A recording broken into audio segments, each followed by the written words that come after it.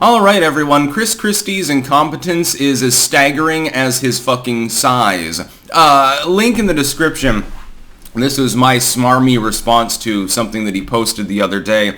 I'm going to read his post verbatim for people who don't use Twitter or don't care or whatever. But at this point, I'm almost thinking that the only point of his campaign is to get attention.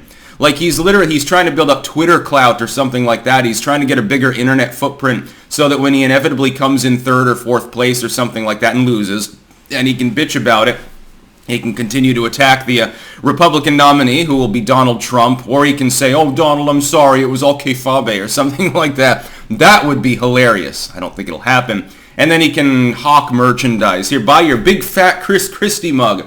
I'm the only former presidential candidate with a 24-ounce mug. Chug your hot cocoa or something like that. And he does a lot of self-deprecation. When he uses terms like thinking big, etc., you know what he's doing. That part, by the way, is actually pretty smart. More power to him. It's about time we have someone who's willing to literally punch themselves in the face on a stage to entertain other people. Strategy works. He's getting attention. He's getting my attention. I'm making a video about the topic, but it's negative attention mainly. We're going to see what Christie said, and my reply I think was funnier than the original tweet, so fucking read it.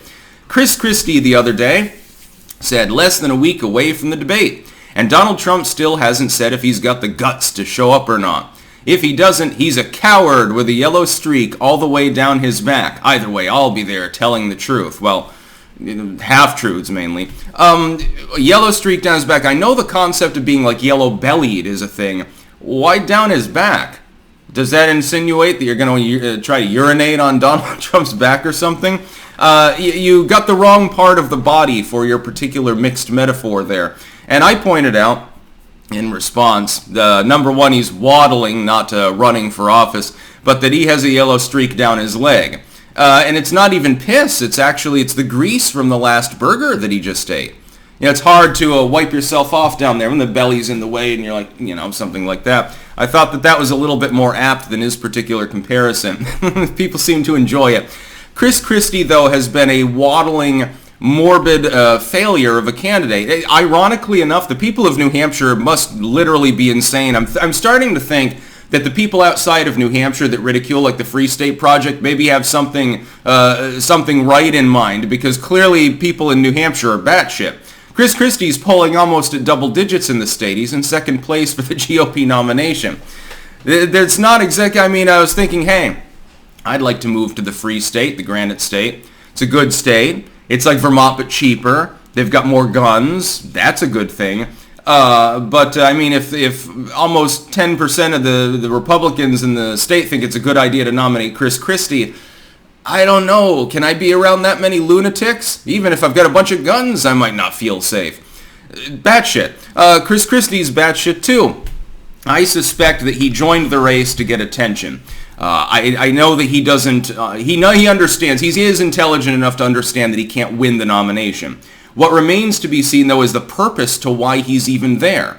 Is it that he wants to bask in the limelight? Oh, hi, Yellow Jacket. Please don't sting me. Is it that he wants to bask in the limelight of simply being a candidate again? He's done it before. It didn't really go anywhere that time, and I can't imagine it will this time. It's hard for your ship of state to move carrying that much weight, Chris. Why don't you get on a treadmill? I know that the fat jokes are low-hanging fruit, but you've got to make them. It's just the way that things work. Or is he going to hawk merch? Is he going to sell a book? It'd be funny if he sold a book, My Experience Sparring with Donald Trump, or something like that.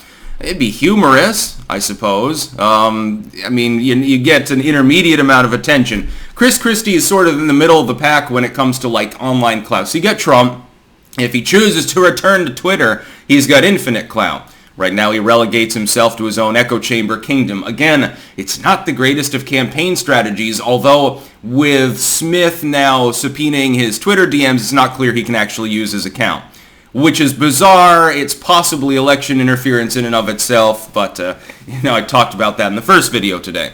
And then you've got Tim Scott has a decent amount of attention. And when he weighs in, Mike Pence gets a lot of attention. It's just overwhelmingly negative. Like Christie has nothing on Mike Pence when it comes to self-owning. We'll give him that. Chris, if I have one positive thing to say about you, You're not Mike Pence. You should be cherishing the fact that I'm willing to say that. And you should be cherishing the fact that being so far down the field, a person with 500,000 subscribers even references you in any way other than disdain. So yes, you're not Mike Pence. Congratulations, little buddy, or big buddy, I suppose. He's a weird man. He's a weird dude. I'm beginning to believe, genuinely, that his campaign is singularly about getting attention. There's one other thing that he does, and actually this is kind of to his credit. He's the only one in the field that has TDS so bad that he actually attacks Trump. Mike Pence doesn't dare to. Mike Pence completely sidesteps any question about Trump whenever possible. DeSantis will softball him.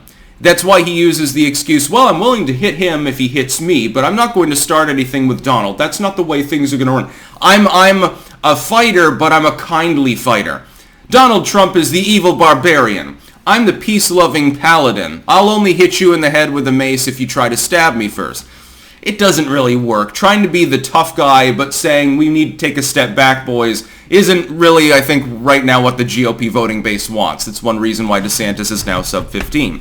Christie's like the dude with rabies. He'll attack anything that moves. He attacks every candidate in the field. At least he injects a little bit of attention into a field that otherwise, other than Trump, is massively boring. The problem being, Trump's not going to show up for your debate, probably. He could, and he could do a master move in doing so, but he's unlikely to do so. He doesn't even justify the other candidates with attention. He's too busy talking about Jack Smith and Fulton County and things like that at the moment. So, Christie is, he's warped, quite literally warped at this point.